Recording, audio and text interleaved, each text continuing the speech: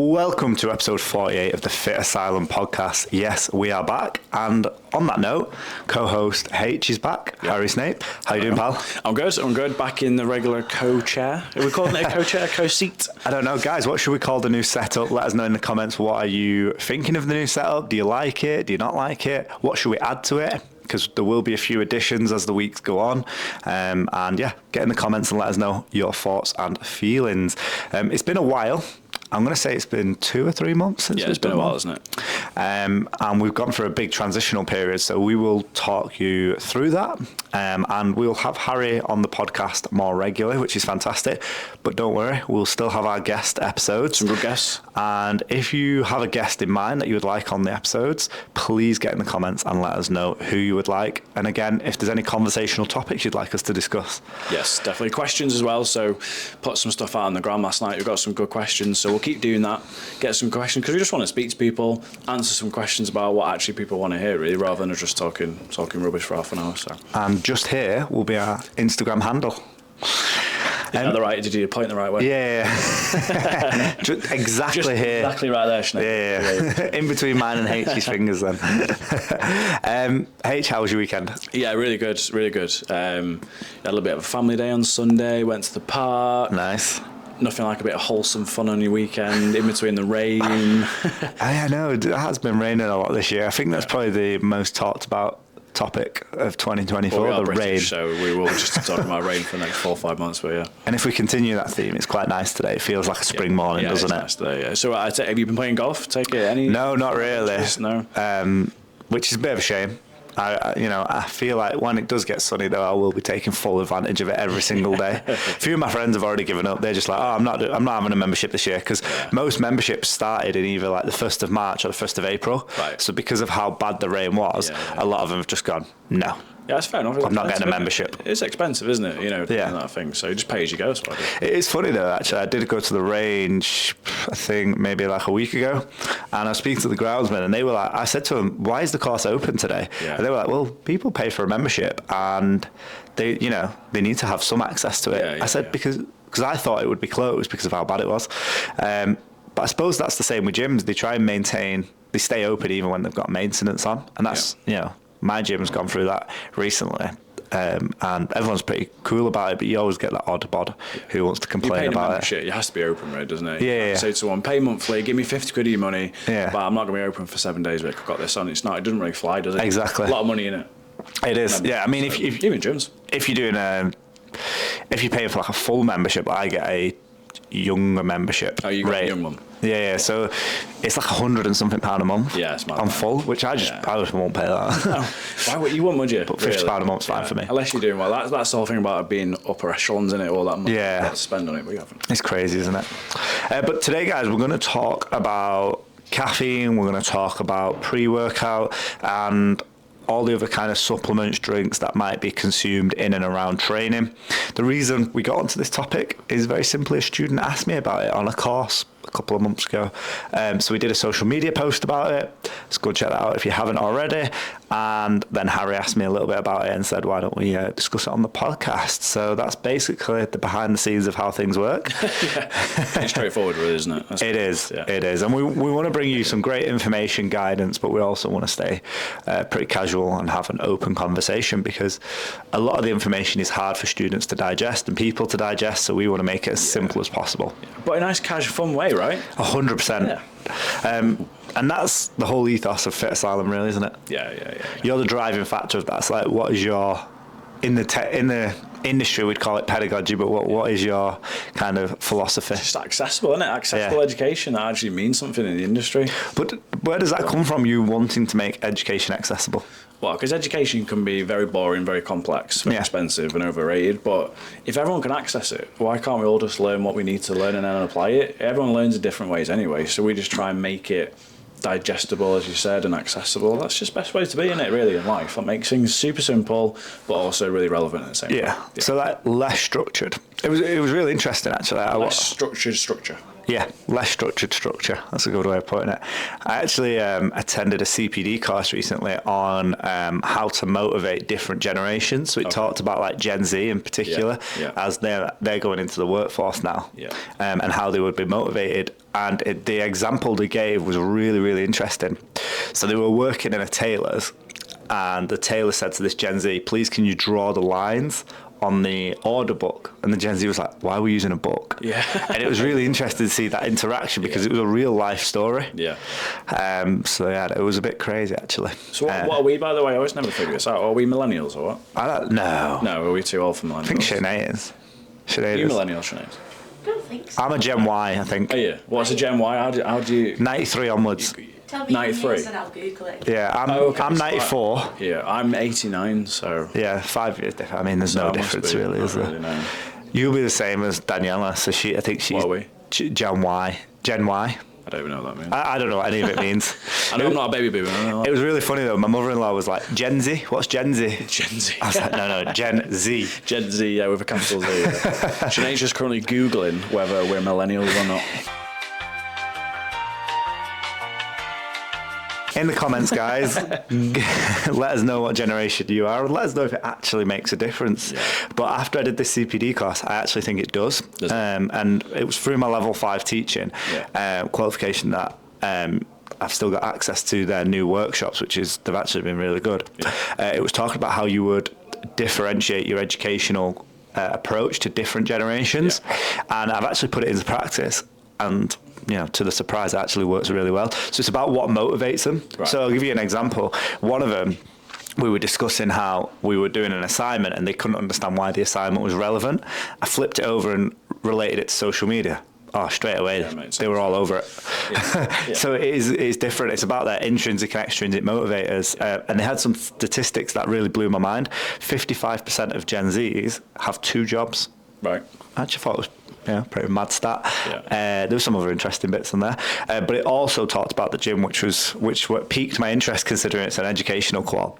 And it said 78% of Gen Zs go to the gym. Right. And instead of what, like years ago, what, 50%? I didn't give the previous statistics, but what it did is it talked about the 3 motivators for them, and I think it was social inclusion, sustainability, and health. Okay. Which was really interesting to think that's the motivators. And when I think about the demographic of students we get, that's important. But it also made me think about, if you're a personal trainer watching this, do you think about how you motivate your clients differently? Yeah. There is a book that I'm thinking of where it talks about motivating different clients, and I will send it to Sinead and she'll put it in the description. It's a fantastic book and it talks about how different clients get motivated differently. But yeah, think about how you motivate your clients, and that leads us nicely onto stuff like pre-workout.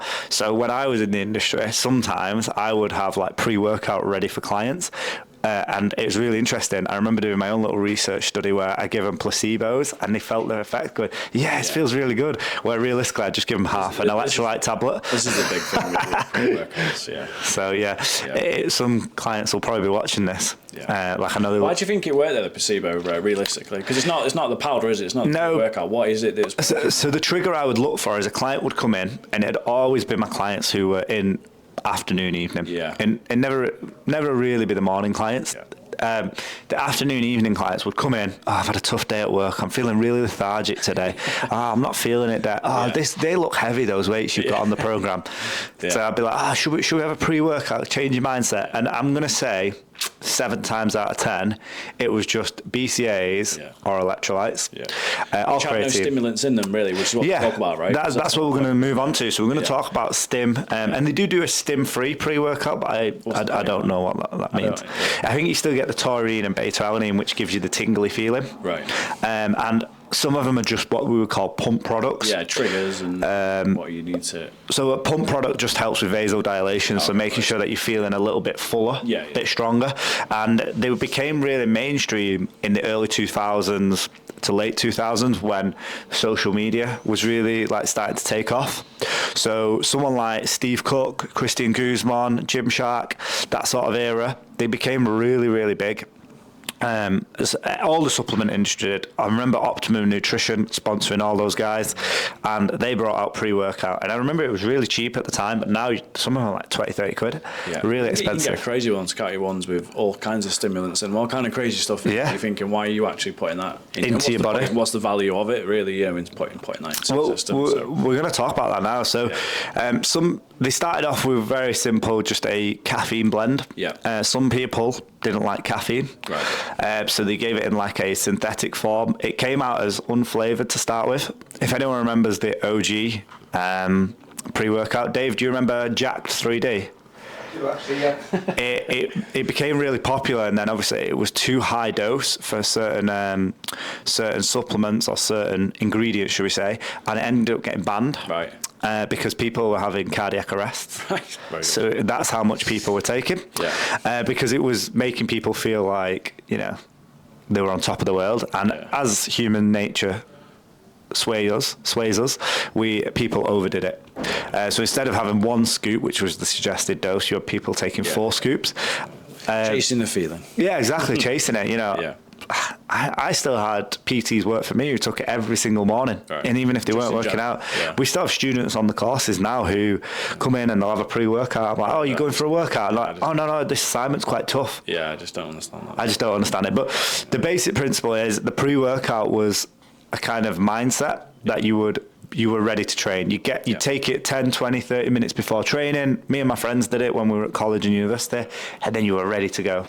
But then they started adding other things in there, like I talked about earlier, beta-alanine, taurine, which were helping us get a bigger pump. Yeah. So if you were a bodybuilder or a hypertrophy athlete, you were really chasing that pump. It made you look and feel fuller.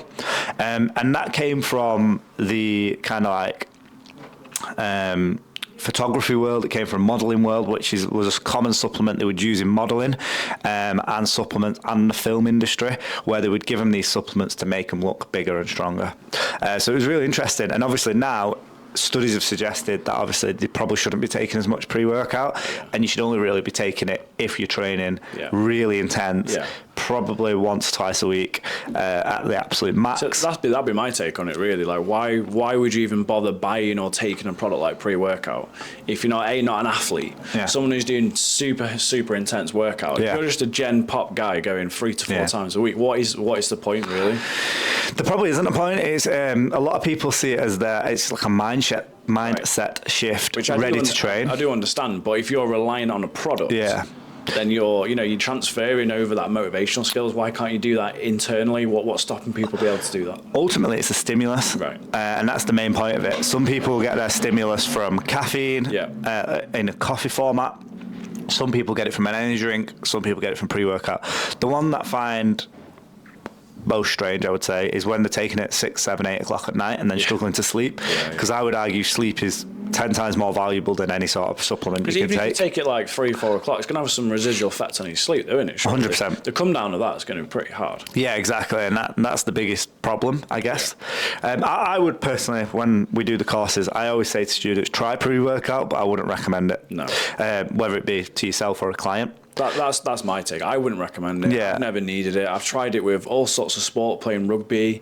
Like, I've tried all sorts of different. I've had a quadruple espresso. I've tried sort of T5s in the past. Wow. Nothing's worked for me personally because I just get too nervous. But I just can't see the value in these products for people who are doing it every day. Just going to the gyms and making sense to me. It's crazy. Like, I would recommend something like a creatine or a branched chain amino acids. Those have different values, though, don't they? They have nutritional value. Exactly. Yeah. Trying to get to your goal. And you can get a lot of it naturally from foods like creatine. You can get from red meats, fish.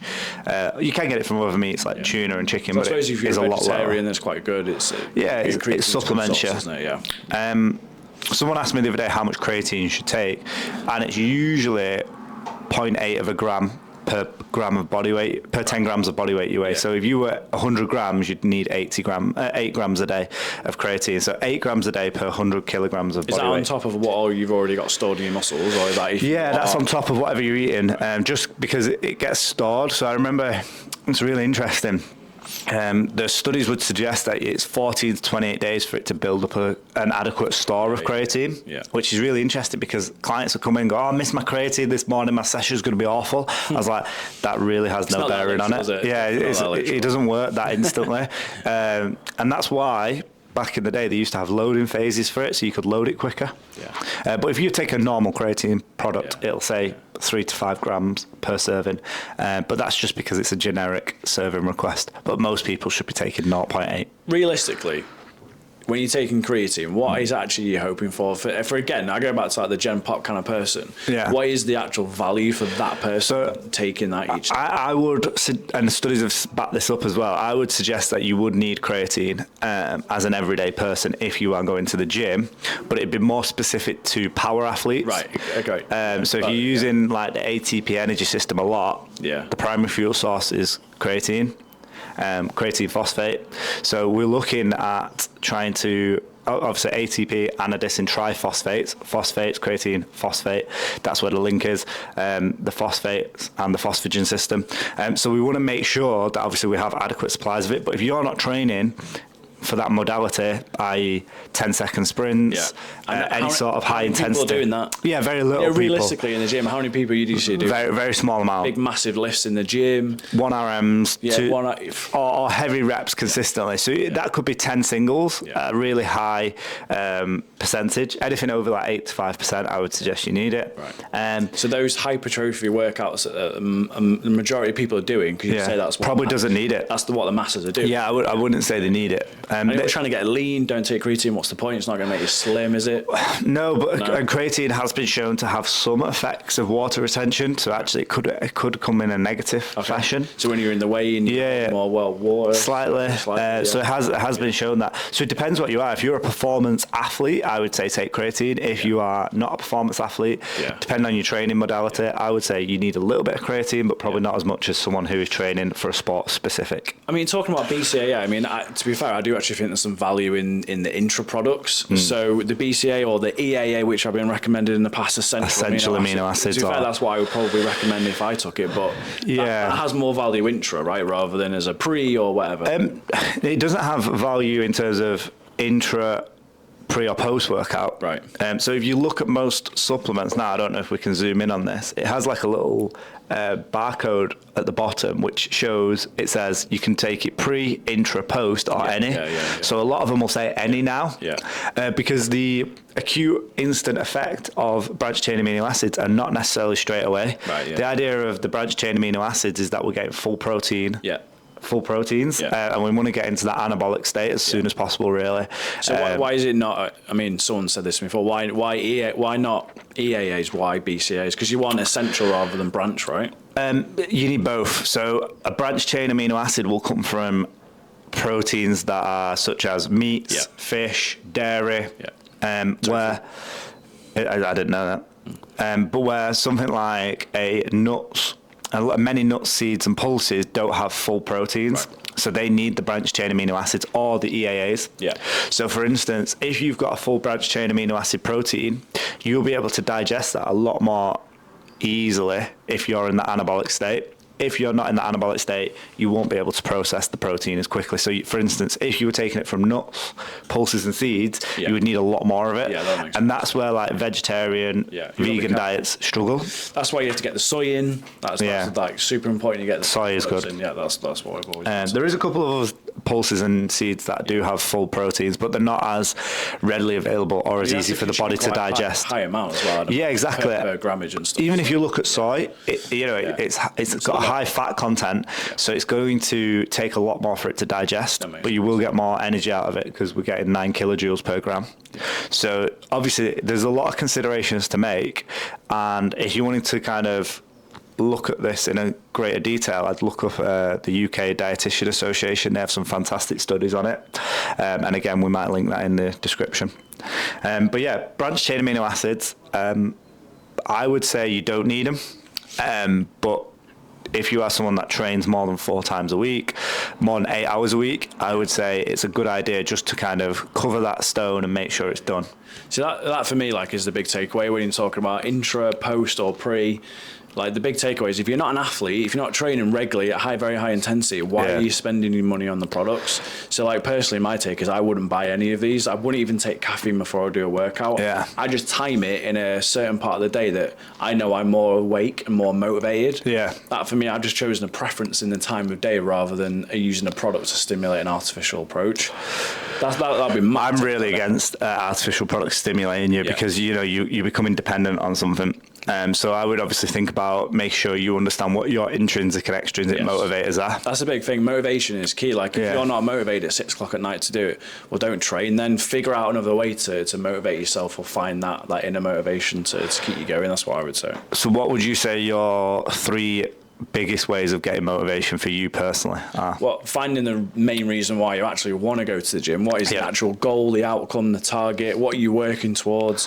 What are some of your milestones along that journey? Finding the right way or time to do it in the day, like I just said. So for me, training in the morning, I'm the most motivated, I have the most amount of energy, my headspace is the most clear, and I get the best effects from that. And also just working out the type of training that you actually enjoy. What is it that you're doing and why are you doing that?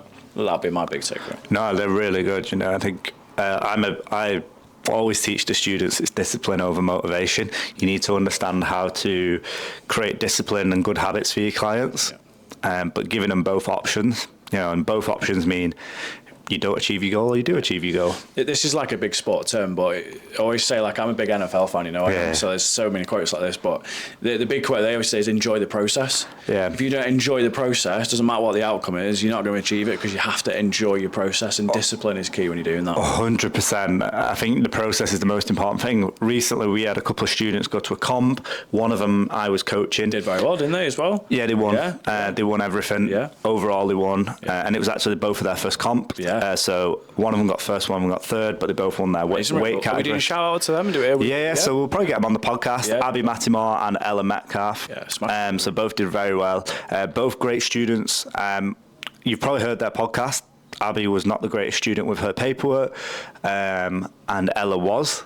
But they both have different kind of goals. And after the comp, they really enjoyed it, and they thought they were training for the comp. But afterwards, a couple of days later, they were like ready to get back to training now because it was the habits that they loved more. So it was really interesting because that's what you need. If you're a coach, if you see an athlete go, oh yeah, I can't wait for the next comp, that's kind of like a trigger of they need that stimulus of comp rather than the stimulus of day-to-day training and habits and behaviours. Yeah, definitely. You got to enjoy what you're doing, otherwise you won't keep doing it. Like what you probably best do sometimes is don't do it for a period of time and see if you miss it. Yeah, that's if you miss it, you enjoy the process, so keep doing the process or keep mixing it up. So like what motivates you to train, H? Me, just feeling good mentally and like health wise, knowing that actually like I feel good, I can walk around, I'm more alert, my headspace is a lot better, I feel less stress. It's like a mental release for me. I'm not particularly bothered about physique, although you always have an ideal in your head, don't you? Yeah. I'm more bothered about how I feel at the end of it and like the purpose of it, which is why I'm not massively into like programming what I'm doing. I'll just do what I know I like and enjoy and what respect. That's very much your personality though, isn't it? You're very much go with the flow, let's see how it goes, which is good. Everyone's different, but that's what I'm talking about when you say motivate a client. H would be the perfect example of that's the client you probably don't need a program for. Come in, how are you feeling? There was just before I stopped PTing, I developed a really cool system that I loved, where I just had an iPad as you came into the gym, and the client would put on how they're feeling mentally, physically, and how how ready they were to train, and they'd just fill out these 3 questions, and it'd send me a notification on TrueCoach to say this is how the client was feeling as they came into the gym. Yeah. So it was great to see, and then I could adjust the session accordingly as they needed, which I think worked really, really well. And I got that from football. Football do the same thing. When footballers walk in, they do a couple of different assessments. They do a mental assessment, a physical assessment, and then they do a readiness to train assessment, which is where they do a physio. Would they change the training? So they have 3 training systems, is what the study showed at Carrington at United's training ground. You either get put in a green, amber or red. If you're classed as red, you're just on the recovery table, so you recover in the AM and the PM session. If you're in the amber, you'd recover in the AM and you may do the PM session. If you're in the green, you'd do the AM and the PM session. I think that's a really good way of looking at it. So for instance, if I had a client come in and they were in green, they'd do the full session. If they're in amber, we might go lighter on the accessories, but we'd make sure we hit the numbers that we needed for comp, whether that be their squat, bench and deadlift. And then if they're in the red, it might just be a fun, chilled session. Endorphin fueled. Yeah, exactly. Like my go-tos were like, we'd play handball, we'd play a little bit of football, a little bit of basketball, something like that. And we'd try and do a little bit of training around it. So we were keeping the habit, keeping the discipline of coming for that time period, coming to exercise.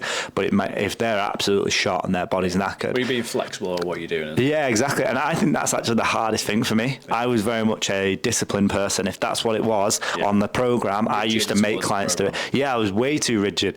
But my coaching has developed a lot since then about flexibility and fluidity, and it only came from experience through me getting injuries by being too rigid and not listening to my body. So it's all part of the learning curve. So as a personal trainer, you'll learn a lot of lessons from that. Great, good. We're going to take a little bit of a break. We're 25 minutes in. We can restart the cameras, and we'll see you soon. Grab a fake brew. A fake brew. Welcome back to episode 48. We're down at Fitasylum HQ, and we're going to go through the question portion of the podcast. This is where we have a range of questions from our mentorship group, Instagram, and the comments of previous podcasts and workout with episodes. So the first one. In the mentorship group, we got asked, how would programming change for a client that is currently going through her monthly cycle? Right, and there's that question for me, is it? Yeah. Fair enough. Well, I'm not going to answer it, but what I will say is that we, in our mentorship group, we have an amazing PT called Holly, right? And she has some great experience on all things menstrual related. So what I would say is, so you can get on our business mentorship program, bit of a plug. So it's 30 days free, and in there we access the WhatsApp group, and you can ask her all these questions about different kinds of training, nutrition. She's very accessible. And I know she's also doing some more online PTing as well, isn't she? Yeah, she runs her own courses. She does online PT. She's fantastic. But basically we do a Q&A session. It's live, and students, past and present, they don't have to have been our students, just any personal trainer really, or anyone, I guess. It's a business mentorship. Comes on and they ask questions, and then me and Holly usually try and answer them as best as we can. But it's more of a group discussion, which is fantastic. So other people will give their experiences. So in this instance, some PTs came on to explain how they program differently for clients going through different periods of the month. And they talked about general pop clients, but also clients who were competing.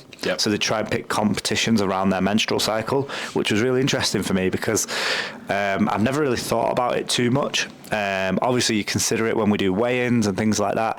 And you think about it, I guess, secondary. But these coaches have made it primary, and I think it's really interesting. I learned quite a lot myself, actually, which I loved. But H, have you got any more questions? Yeah, well, so that kind of brings it on, because so Holly's found what you would say her niche, right? That's something that she's pretty passionate about. She's delved in deep in that, and now she trains clients in that specific area.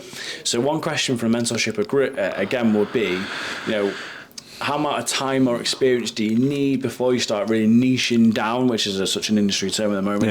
Niching down to find, who your target person is, that one sort of set area, or do you just do it straight away? What's the general?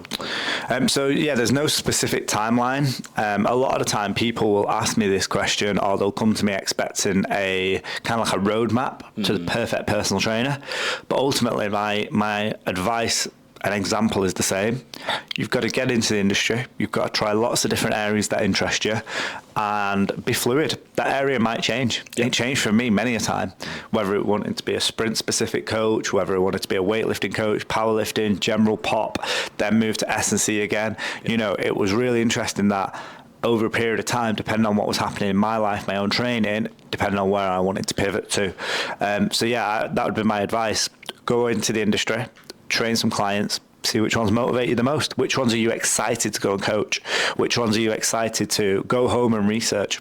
And that leads me on to the subject of niching down, where Holly, people say to Holly all the time, like, oh, did you just have this knowledge? No one just has the knowledge.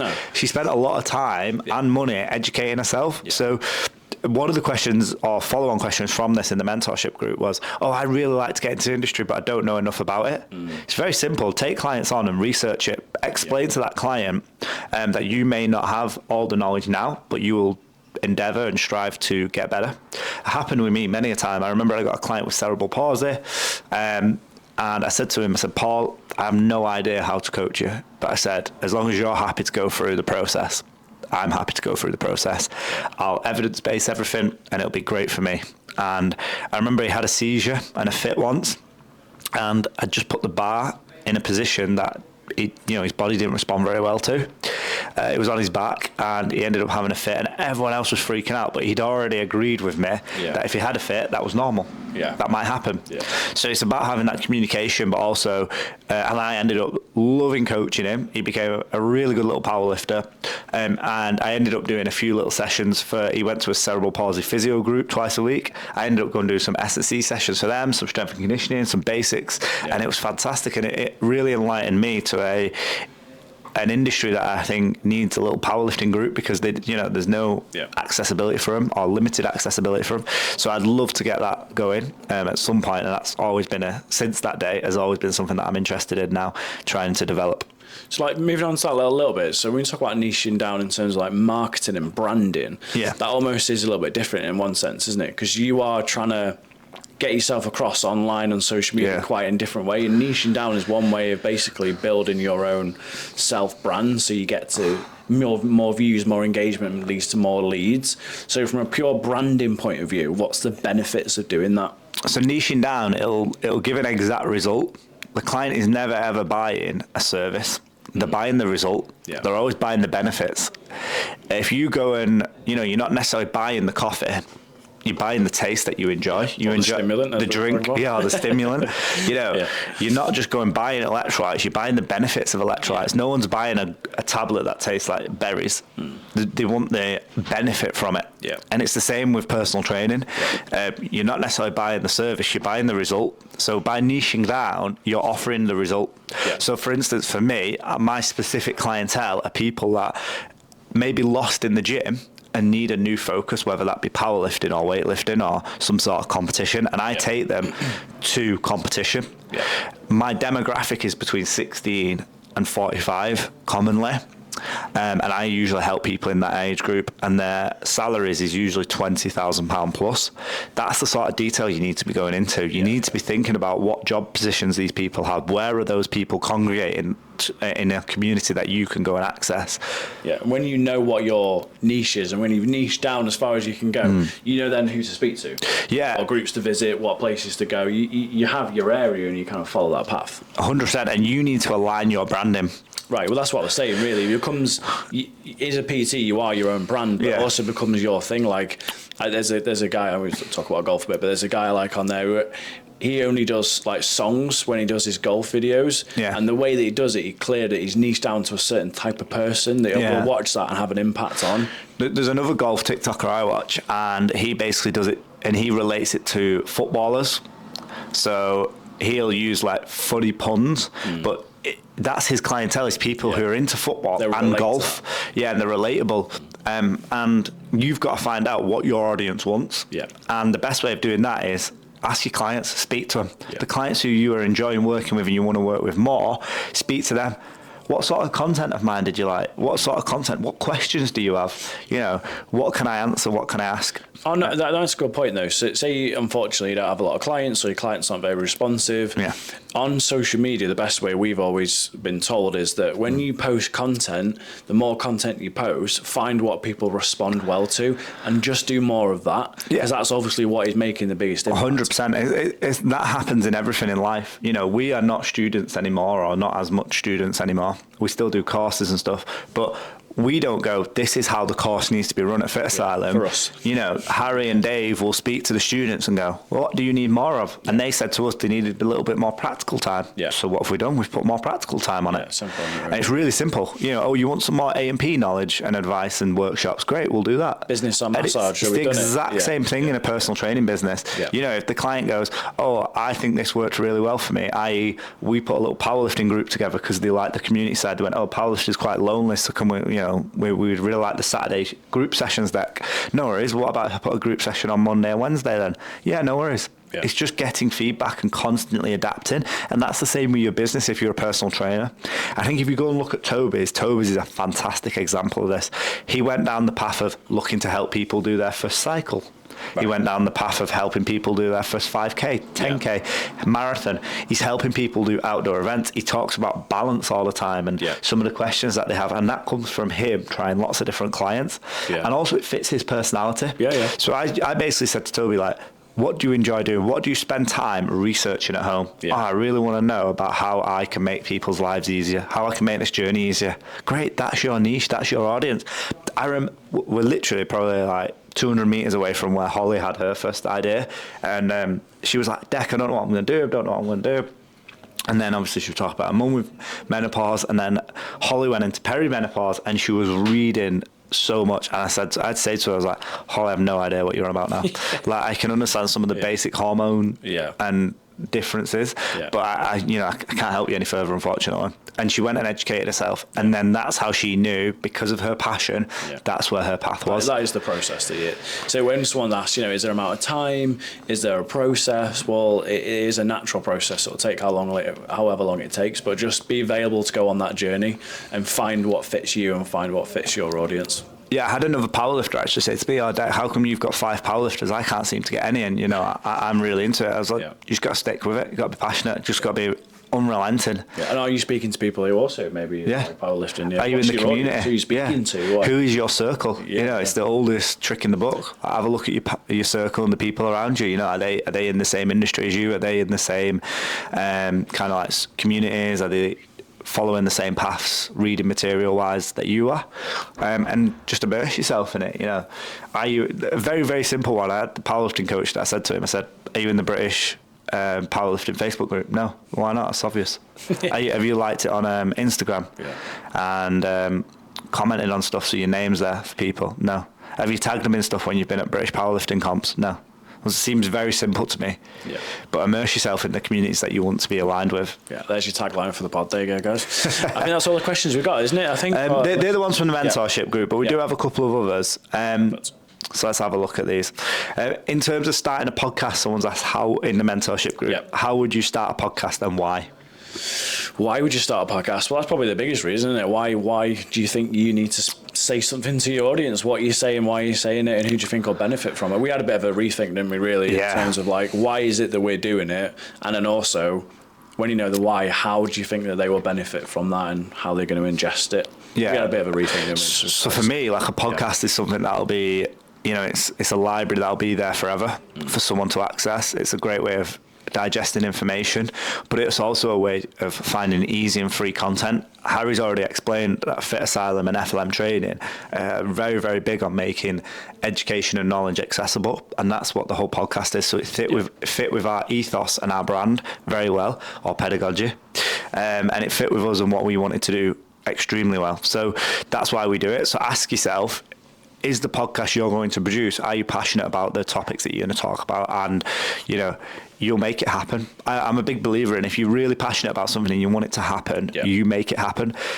A couple of weeks ago, students said to me, they said, oh, Dec, why did you never get to a higher level at powerlifting, like worlds or Europeans? I was just like, I just wasn't as good as everyone else. I didn't want it as much as everyone else. Yeah. And sometimes that's a hard pill to swallow. I know it was for me, but ultimately these people are living and breathing it. The reason they get to where they are is because they just work harder and they want it more. And it's the same in your PT business. You've just got to want it more. Yeah. It's as simple as that. Okay. In terms of other questions that we've got, Dave asked just off podcast about the placebo effect, and this is very, very real. The intentions that you set for people are important, whether it be with supplements or programming.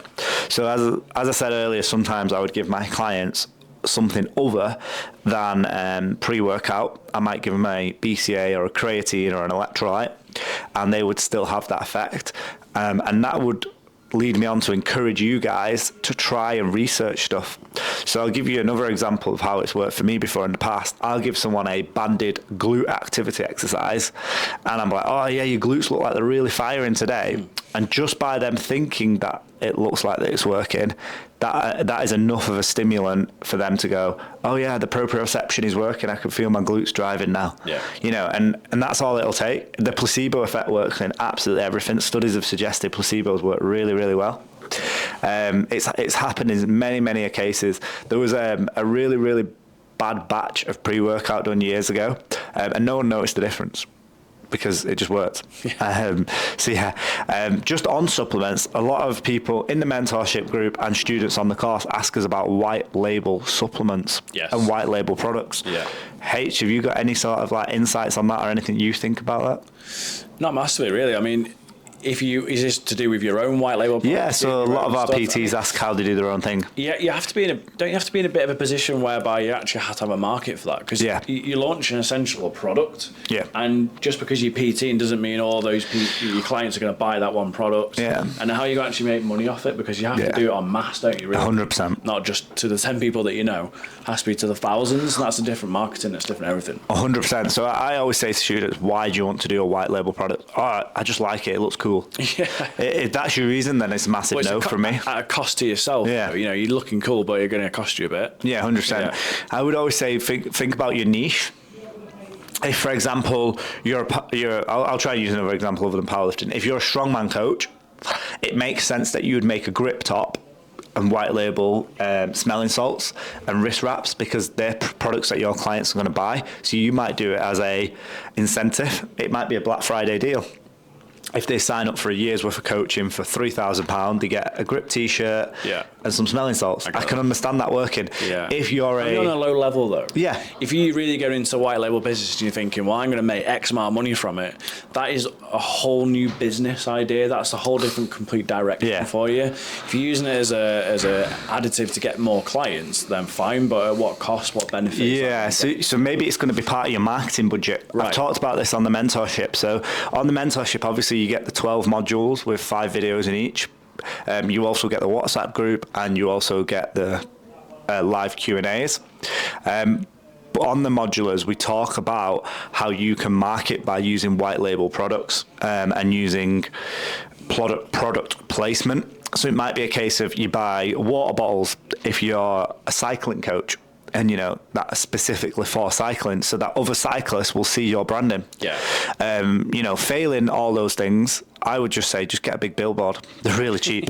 If you're a local PT in your local area, a billboard is relatively cheap these days, and I'd actually say it's more cost effective than social media at the moment. Well, because you're getting the eyes that you want on it. Yeah, exactly. The local people are actually going to see it. And it might suit your clientele.